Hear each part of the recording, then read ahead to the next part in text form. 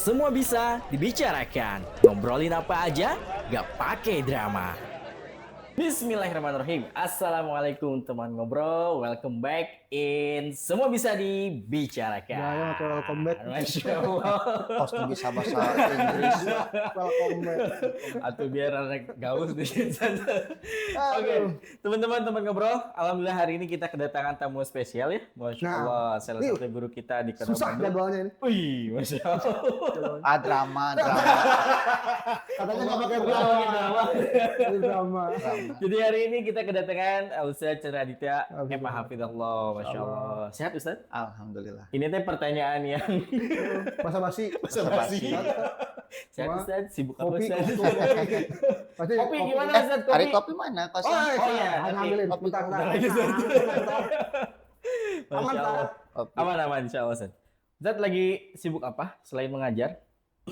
Ya sibuk mengajar, kemudian mengurus yayasan. Masya Gitu. Allah. Sekarang rencananya nih mau apa namanya itu? Renovasi Sekolah ya Ustaz? sekolah. Iya. Masya Allah Untuk tuh. penambahan kelas baru dan kantor yayasan. Masya Allah. Sekalian iklan. Iya nggak apa-apa Oh, Ustaz. sedap. Teman-teman Oh, kalau oh, misalkan oh. ada yang mau Lihat nih, lihat.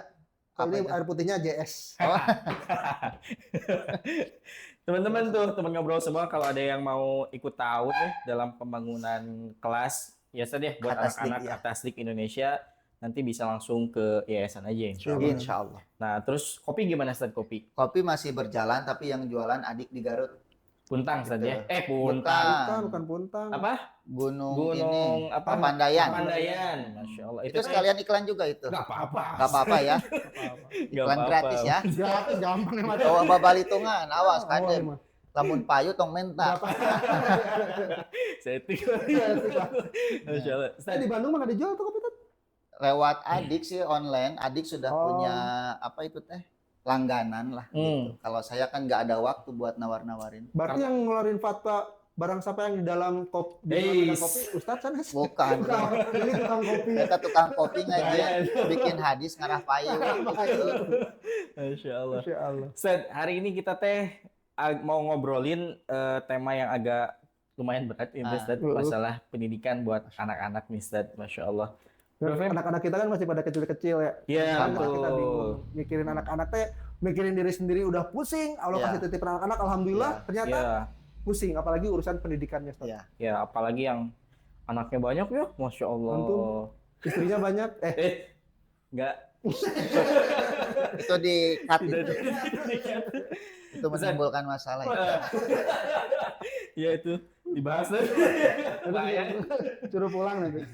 Ustaz, kalau ngomongin peran Ustaz, siapa yang paling berperan utama Ustaz dalam mendidik seorang anak gitu? Karena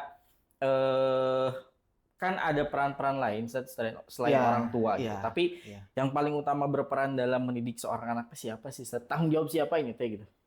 Ya sebetulnya ayah ibunya, Ayah ibu Ustadz. ayah ibu. Bukan salah satu dari mereka. Bukan, makanya kan para ulama itu sering mengatakan al-ailatu madrasatul ula. Keluarga itu adalah madrasah yang pertama untuk anak-anak. Nama dengarnya yang al-umu. Al-ummu. Seharusnya diganti. Bukan al-ula ya. Nah, Jangan. Al-ailah. Iya. Jadi ayah dan ibu. Kalau sekarang terlalu kepada ayah, berapa lama sih ayah tinggal di rumah? Karena Iya, kewajiban mereka kan Keluar rumah Ustadz. keluar rumah mencari nafkah. Jadi yang banyak bergaul dengan anak-anaknya Ibunya. ibunya. Tetapi yang diseru di dalam Al-Quran, wa anfusakum wa ahlikum naro itu kan Untuk ayah. lebih cenderung kepada ayah. Kenapa? Karena memang pada asalnya ayahlah yang memiliki peran besar di dalam rumah tangga. Dan peran ini tentu ditambah karena mereka itu qawam. Qawam itu apa? Pemimpin. Pemimpin. Disebabkan nafkah yang diberikan kepada anak istrinya kan gitu. Makanya mereka lebih banyak disebut dalam Quran di dalam urusan rumah tangga ini. Tetapi hakikatnya harus ada ta'awun antara Ibu dan ayah ayah. dan ibu itu. Karena tadi ayah itu mencari nafkah di luar. Tidak bisa 24 jam kemudian Teman gak nak. menemani anaknya. Berarti ibunya pun harus punya peran di situ. Mungkin seringkali anak itu lebih banyak melihat ibunya ketimbang ayahnya gitu. Apalagi yang ayahnya kerja Iya, jauh kan? Masya Allah ya. Iya, di Saudi, luar negeri Ustaz. ke Saudi, Saudi di tengah laut dan TL, semacamnya. TL. Apa TL? Ayahnya TL tour Oh iya, leader. tour leader. Kan Ya. jarang pulang. Iya, jarang pulang. Tapi kalau ngomongin dominasi, Ustaz. Hmm. Dominasi berarti Sebetulnya ada dominasi nggak? ya dominasi seharusnya ayah yang paling berperan di situ. Ya, ya. Seharusnya. Iya. Ku anfusakum wa ahlikum naro, jagalah diri kalian dan keluarga. keluarga kalian. Artinya keluarga itu anak dan istri kan, dari api neraka kata para ulama. Makanya seorang ayah itu tidak boleh lepas begitu saja pendidikan anak. Kan ada sekarang tipe-tipe ayah yang kemudian merasa sudah lepas tanggung jawab mendidik Iya, iya, anak Ya. hanya karena mereka sudah menyekolahkan anak-anaknya di lembaga pendidikan. Ya. Gitu. Oh, kadang-kadang ini Anda dulu nih, Anda mau tanya. Fadol. Kadang-kadang kan kita nih dua suami istri itu dua pemikiran yang berbeda, Iya. Sat. Beda pandangan, si Iya. ayah yang kia, si istrinya yang ini. Iya. Itu lebih baik digimanakan, Sat? Ya, kembali kepada prinsip dalam Quran lah. Fa in tanaza'tum fi syai'in farudduhu ilallahi wa rasul. Kembalikan ke Ya, Allah betul dan nggak? Rasul, ya. Kalau kalian berselisih dalam sesuatu, kembalikanlah sesuatu itu kepada Allah dan Rasulnya. Kembalikan kepada Quran, kembalikan kepada Sunnah. Berarti ayah ibunya harus belajar tuh tentang Quran Sunnah itu. Makanya wa anfusakum wa ahlikum nar itu kan sebagian tafsirannya itu ajarkan kepada keluarga itu Quran dan Sunnah. Karena disitulah solusinya. Jadi ayah ibu itu harus belajar Quran, belajar Sunnah, kemudian mereka mengkaji sebetulnya bagaimana cara yang tepat di dalam mendidik anak sesuai dengan Al-Quran dan Sunnah itu. Oke. Karena kan laqad kana lakum fi Rasulillah uswatun hasanah kan. Iya, iya. Dalam diri Nabi itu ada teladan yang baik. Berarti kita harus melihat bagaimana dulu Nabi mendidik Anak-anak mana? anak-anak gitu, mendidik umatnya, mendidik sahabatnya. Itulah pendidikan yang harus disepakati oleh ayah dan ibu. Tapi case-nya, Ustaz, case-nya kasusnya di masyarakat adalah sekarang kan banyak juga ya kan orang yang menggalakkan tentang nikah muda, Ustaz, terutama. Sayangnya mereka menikah tanpa ilmu, Ustaz. Ya. Nah, terus kasusnya adalah karena mereka nikah muda, ini bukan kita menyalahkan yang nikah muda ya, saya enggak gitu. Cuman kadang-kadang ada orang yang terlalu semangat gitu ya, pada akhirnya memilih jalan untuk menikah muda, terus apa namanya, secara ilmunya kurang, terus punya anak. Nah, akhirnya mereka sadar gitu setelah punya anak, wah ternyata saya ilmunya kurang nih. Lalu pada akhirnya nggak apa-apa lah ada sekolah gitu kan. Iya. Dia membuat dominasi pendidikan anak itu ada di sekolah. Ya. Nah itu ahsan nggak sih, Ustaz? Pertama, memang Islam menyarankan menikah muda.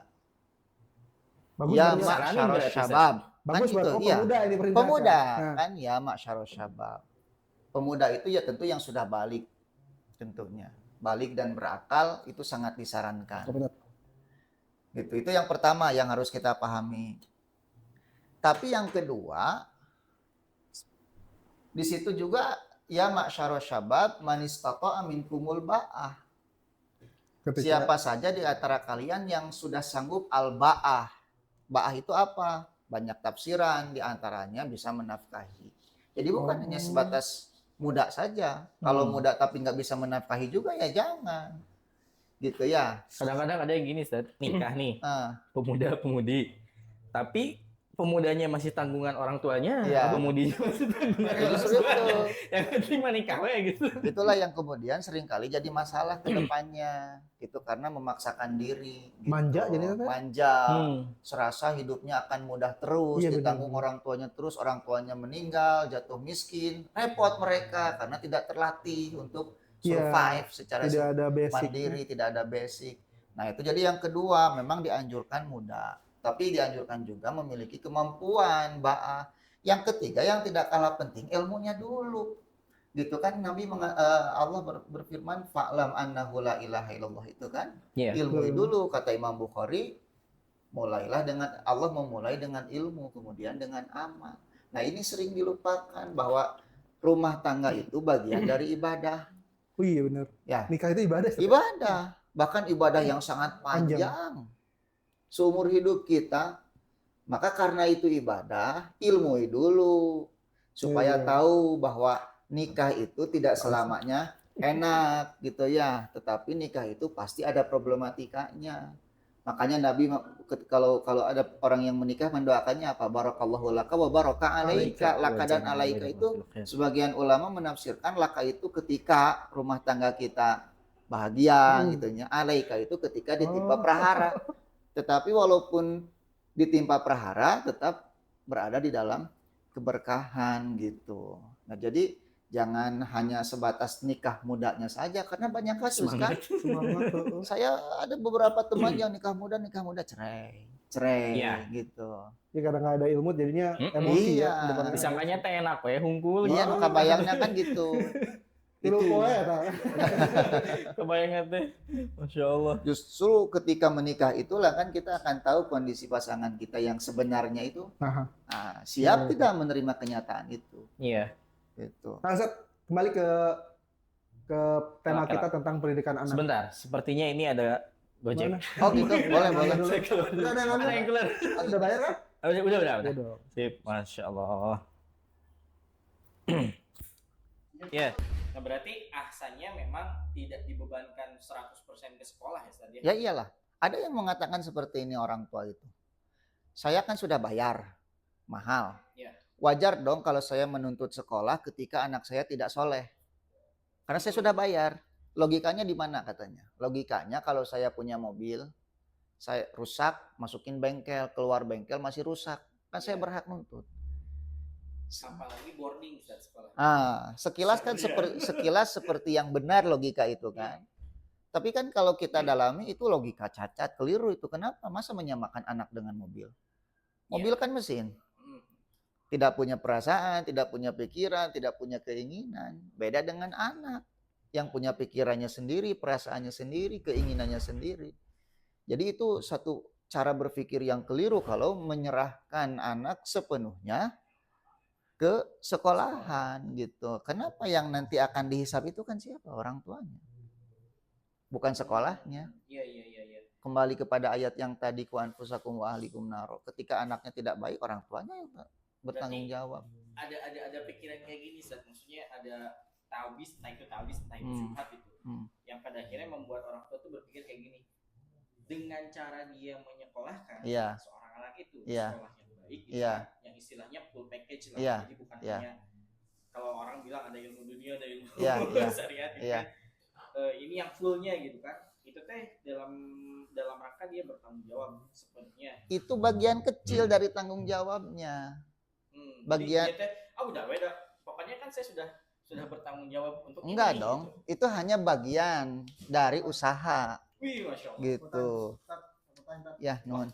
Nah, ini Apotime ini spesial ya, Ustaz ya? Ya, ini salah satu usaha Yayasan Atasdik Indonesia. Masya Allah.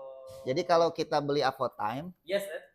Kita itu sudah membantu program dakwah sosial dan pendidikan yang ada di Atasdik Indonesia.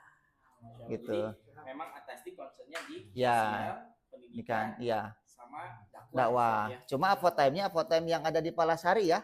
Oh iya. Gitu. Yang di Palasari mah ini ada kerjasama dengan Atasdik. Iya. Memang punya Atasdik. Memang punya. Atasdik yang ini yang punya.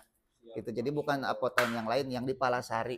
Jadi kalau beli ini membantu dakwah insya Allah. Ya. Dan memang ini berarti Atasdik juga mendukung kampanye hidup sehat saja. Iya, hidup sehat. Sesuai dengan instruksi Pak Gubernur. Wah, iya, Kang Deddy. Udah usaha gorengan.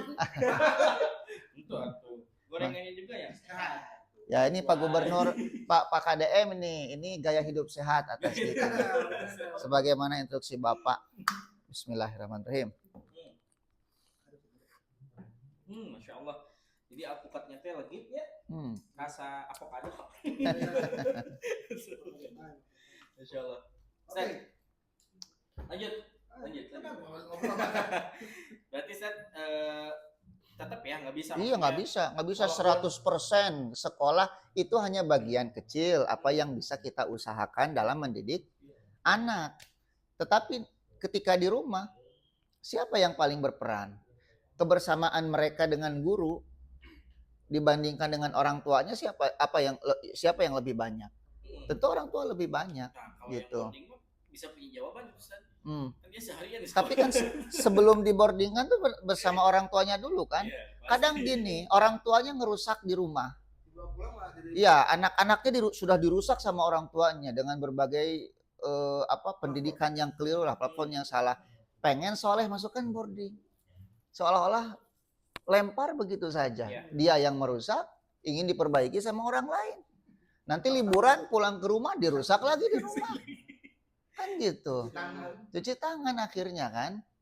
Nah, makanya ini harus dirubah pola pikir seperti itu gitu. Berarti kalau ngomongin waktu yang tepat, kapan waktu yang tepat buat mendidik anak tuh kapan? Karena sekarang tuh banyak juga yang gini, maksudnya kayak asa apa ya, mendidik anak zaman sekarang mah asa riweuh gitu, asa ribet gitu. Kayak banyak kritisi-kritisi yang lebay. Ya istilahnya kan kata para ulama, mendidik anak sejak kecil itu seperti menggurat di atas batu. Adapun mengajar orang tua itu seperti menggurat di atas air. Kalau batu kan ada tapakna lah, ayat tapakna, kalau air kan hilang. Artinya pendidikan anak itu dimulai sejak kapan? Sejak dia dalam perut ibunya. Gitu. Kalau ibunya misalnya ketika mengandung dia soleh, melaksanakan perintah-perintah Allah, senang ngaji, senang datang kajian, itu kan janin yang ada dalam perut itu ikut mendengarkan loh. Ya, sudah bisa mendengarkan di dalam perut itu. Nah, itu teh berpengaruh besar ketika dilahirkan, kemudian bagaimana diberi makan makanan yang halal, itu bagian dari pendidikan anak. Karena setiap makanan yang tumbuh dari setiap daging yang tumbuh dari harta yang haram itu kan api neraka yang berhak membakarnya. Kadang orang tua memberikan yang haram kepada anaknya, kemudian mempengaruhi dagingnya, mempengaruhi pola pikirnya, mempengaruhi sikapnya gara-gara makanan haram yang diberikan orang tuanya. Jadi mencari nafkah halal pun bagian dari pendidikan anak gitu. Kemudian bagaimana orang tua menjadi teladan sehari-hari. Ya, kalau kita buang sampah di juru pantau, itu budaknya dicenderung tadi juru pantau ya teteh. kenapa ceritanya? Pengalaman. Saya itu lamun sasapu sok kadang ngoream gitu nya, buang sampah keluar gitu. Sasapu simpen di juru pantau. Si Husna buang sampah. Ini buang di juru pantau. Ninggali bapakna micen ruta di juru pantau. Artinya kan pengaruh seorang ayah, seorang ibu itu sangat besar. Makanya Nabi mengatakan apa? Setiap anak dilahirkan dalam keadaan fitrah Islam, orang tuanya yang menjadikan dia Yahudi, Nasrani, dan Majusi. Artinya apa? Pola didik, pola asuh, lingkungan yang diciptakan oleh orang tua berpengaruh besar terhadap pendidikan anak. Bagaimana membentuk pola pikir anak yang berpengaruh terhadap perilakunya sehari-hari nantinya. Jadi kalau ada anak nakal teh ulah nanya maneh budak saha baum-baum teuing. Buku budak maneh kan gitu. Iya. Kuduna mah ngaca. Jadi anak itu seringkali cerminan kita sebagai orang tua. Kalau kita ingin lihat diri kita sebenarnya, lihat anak kita seperti apa. Bisa jadi mereka seperti itu karena mencontoh kita gitu. Ya. Tapi kalau soal dari ketegasan, karena satu hal yang maksudnya anak lihat rasanya gitu ini mah makin kesini teh asa makin melendoy gitu generasi kita teh gitu, sampai ada meme-meme kayak apa namanya kalau generasi 90-an kejedot itu tuh kayak mereka jalan biasa aja gitu. Ya itulah salah satu yang disampaikan oleh Pak KDM itu apa? Zaman sekarang orang tua itu sering kalah sama keinginan anak. Ya, anak pengen ini kasih, pengen itu diturut. Itu teh diantara hal yang bisa melemahkan jiwa anak. Dan sekarang mah lucu atuh Ustaz, maksudnya kayak waktu anak perasaannya pas sekolah baheula gitu. Misalkan kita teh baong saja, terus teh dicarekan ke guru teh pulang ke rumah ketika laporan teh dah lain di dicabok. Zaman sekarang sama gurunya disentil misalnya, pulang ke rumah ngasih tahu orang tua ngontrol ke sekolah kan gitu. Bahkan gitu. Sampai ada guru yang dipenjarakan. Ya semakin berani lah anak-anak itu kepada gurunya kan. Nah, makanya kita harus tahu bahwa cara pola didik orang tua itu menentukan bagaimana karakteristik anak ke depannya. Seorang anak misalnya tidak mesti dia mendapatkan apa yang dia inginkan. Kan gitu. Dia harus tahu bahwa tidak semua yang dia inginkan itu bisa dia dapatkan. Nanti dia belajar. Kita kan seringkali pengen itu beli. Jadi seolah-olah hidup itu selalu mudah gitu. Akhirnya ketika dia tumbuh dewasa menghadapi realita hidup yang sebenarnya dan sulit gitu, dia tidak punya kemampuan untuk menghadapi realita itu. Kenapa? Selama ini hidupnya selalu mudah. Ada kasus adik kakak yang bunuh diri karena ditinggal oleh orang tuanya meninggalkan. Orang tuanya meninggal, mereka selama ini dilayani oleh orang tuanya. Akhirnya menjadi generasi lemah. Kemudian loncat berdua bunuh diri gitu. Nah, jadi anak minta itu merengek itu tuh jangan selalu dikasih. Tong hayang HP misalnya main HP, jangan selalu dikasih. Dia harus tahu. Iya, cek orang Sunda mah nu kitu teh nyaah dulang.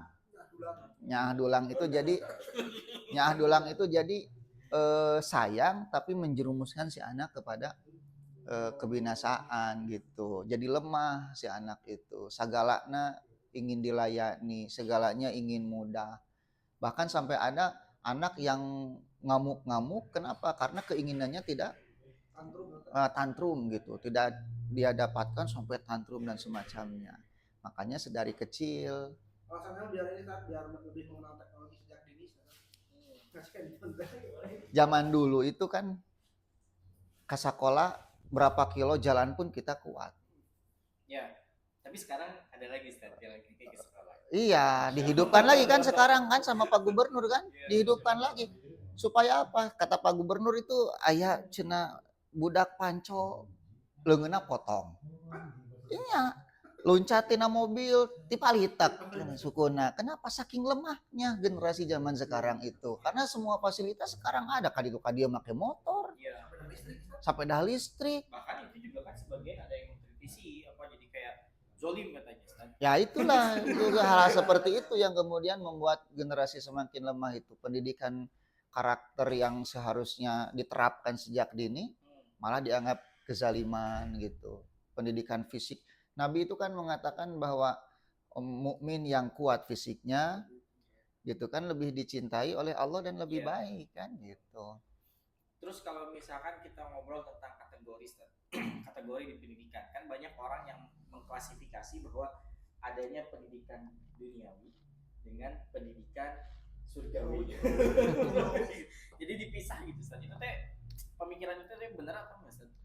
Yang saya tahu klasifikasi ilmu dalam pandangan Imam Al-Ghazali itu, beliau mengatakan bahwa ilmu itu dua. Ada fardu ain, ada fardu kifayah. Kalau sudah istilahnya fardu ain, fardu kifayah artinya kan dua-duanya bagian dari agama.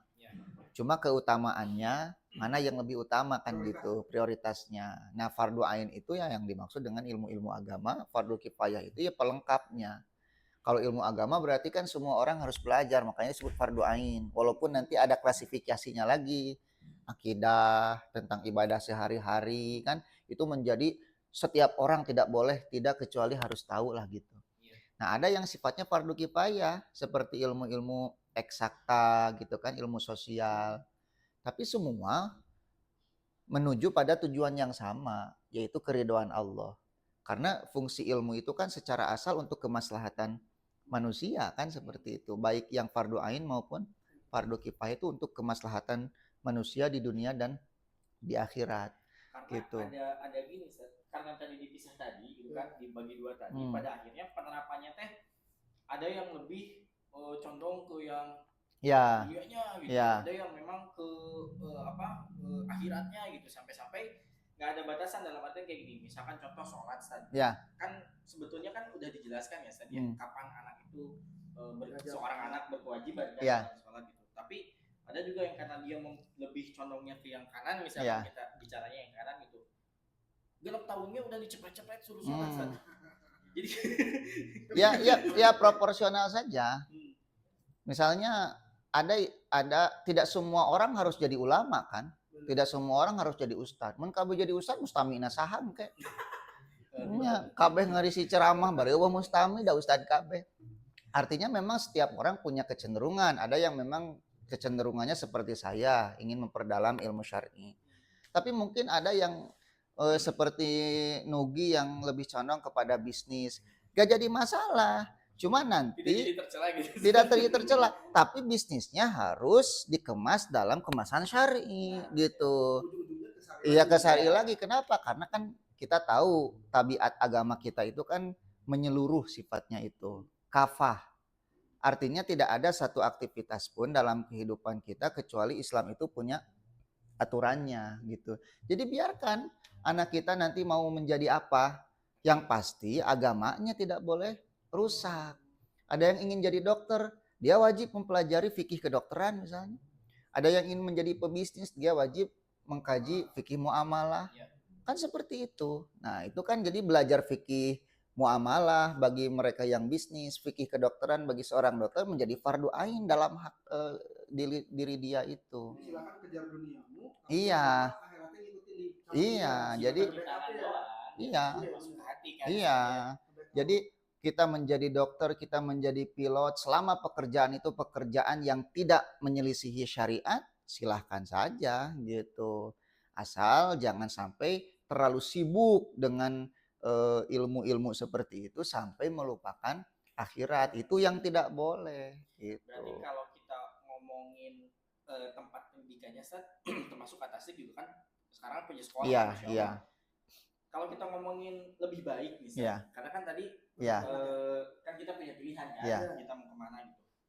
Mendingan sekolah yang memang karena kan tidak semua juga, misalkan ketika kita mau ambil kedokteran, Iya. tidak semua juga menerapkan syariat Islam Iya. di dalamnya. Jadi mendingan kemana nih, Ustaz? Ya artinya Yang kalau penting aja, kalau misalnya ada yang mau masuk kedokteran misalnya, dan dia tahu misalnya di fakultasnya itu minim ilmu-ilmu syariat, artinya dia sebelum masuk harus membekali dulu dengan ilmu-ilmu syariat itu. Iya, pondasinya pelajari dulu gitu. Akidahnya, ibadahnya, dia harus tahu tujuan dia belajar kedokteran itu apa. Itu kan belajar kedokteran itu bagian dari ibadah dia kepada Allah gitu. Bagaimana dia misalnya berbakti kepada masyarakat dengan ilmunya itu. Tujuannya apa? Mencari keridhaan Allah. Supaya apa? Supaya ilmunya itu tidak dia pakai untuk hal-hal yang jahat. Kan sekarang banyak kan. Orang menggunakan ilmu-ilmu yang seperti itu. Ya, itu kan sebetulnya masalahnya pada dirinya itu. Karena ilmu agamanya yang minim. Jadi nggak bisa lagi kita mendikotomi ini ilmu akhirat, ini ilmu dunia. Nggak ada pembagian seperti itu sebetulnya. Kalau bicara udah apa lanjut ya. Iya. Pendidikan yang lebih lanjut. Kalau anak-anak yang baru masuk mungkin TK, Ustadz, SD lebih baik di sekolah yang umum. Ya artinya kan tadi kata Nabi orang tuanya kan menjadikan dia Yahudi, Nasrani atau Majusi. Bukan berarti kemudian agamanya dikonversi menjadi Yahudi, Nasrani, Majusi. Tidak mesti seperti itu pemahamannya. Kadang cara didik orang tua, cara orang tua memilihkan lingkungan kepada anak, itu membuat anak dia merasa beragama Islam tapi cara berpikirnya Yahudi dan Nasrani gitu. Kan banyak yang seperti itu. Iya. Merasa muslim tapi tradisinya, cara hidupnya, cara pikirnya. Nah, disinilah berarti pentingnya orang tua mencarikan lingkungan yang baik untuk anak-anaknya, termasuk lingkungan sekolahnya. Kalau misalnya memilih pesantren, itu bagus. Tapi kalau tidak ingin pesantren, misalnya ingin sekolahnya, katakan sekolah umum, carilah sekolah umum yang memang ada pendidikan agamanya juga. Bagus pendidikan agamanya di sana, gitu. Karena sekarang samar gitu. Iya, maksudnya samar banget gitu sih. Ya. Ulang tahun apa segala macam. Jadi apa sih namanya? Kalau sekolah tadi yang ada ilmu agama mungkin sekolah untuk tingkat SD ada pelajaran agama. Kan seminggu itu cuma 1 kali. Ya berarti carilah yang kemudian yang sekolah misalnya SD Islam kan ada embel-embel Islamnya lah gitu. Karena kalau kita lihat ada bahaya tidak bahaya kan sekarang kadang pesantren juga jadi tempat yang bahaya juga buat anak-anak kalau melihat kasus-kasus ya. Tidak semuanya gitu. Pesantren Hanul kan sampai bikin buku yang itu kan apa pelecehan. Iya. Nah, itu fakta kan. Makanya kita memang tidak hanya melihat memasukkan ke pesantren pun tidak hanya yang penting pesantren, enggak. Iya, harus tahu juga apa yang diajarkannya, bagaimana gurunya. Karena kadang anak dimasukkan ke sekolah katanya untuk dididik, tetapi dididik menjadi tidak terdidik gitu. Ada sekolahan yang kemudian menjadikan anak itu jauh dari agama, tidak mengenal Allah, ditanya rukun Islam pabaliut jeung rukun iman.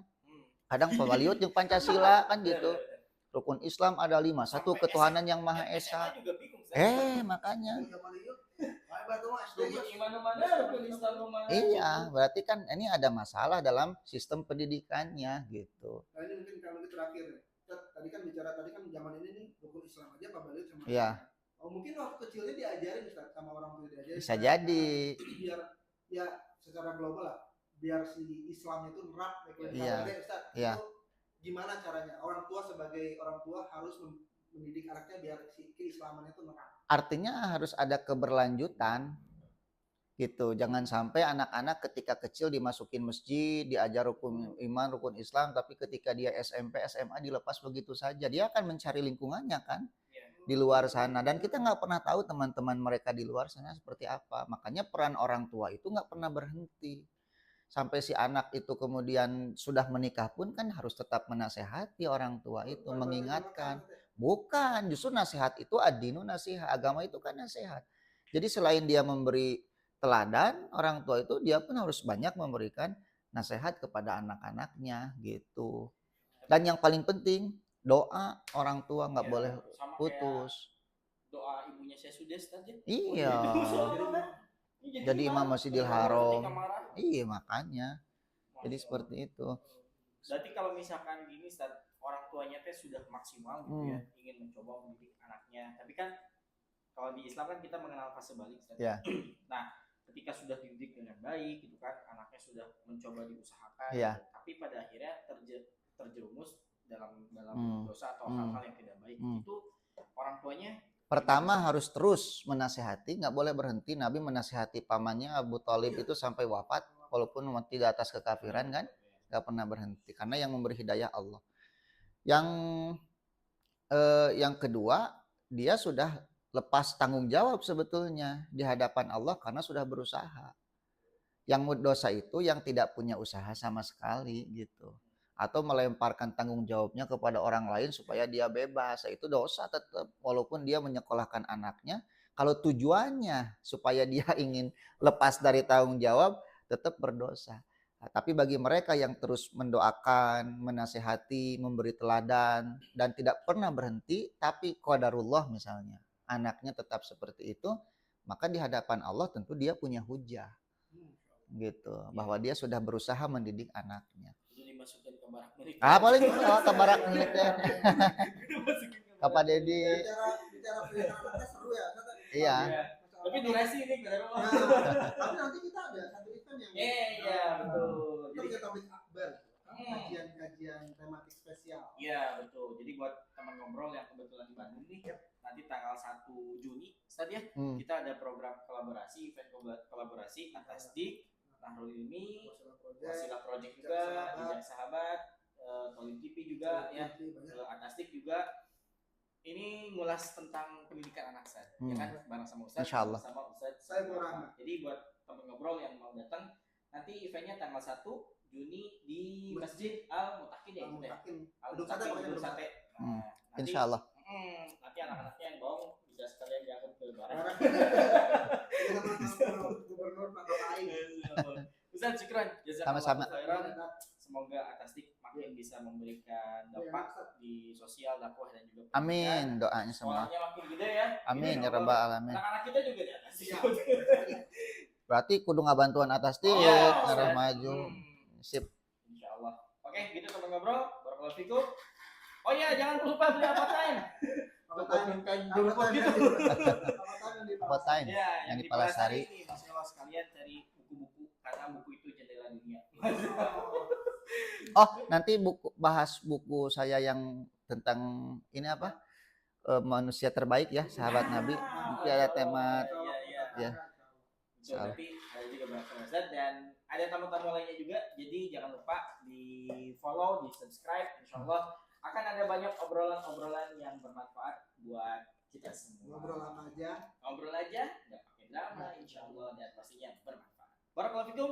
Assalamualaikum warahmatullahi wabarakatuh. Waalaikumsalam warahmatullahi wabarakatuh.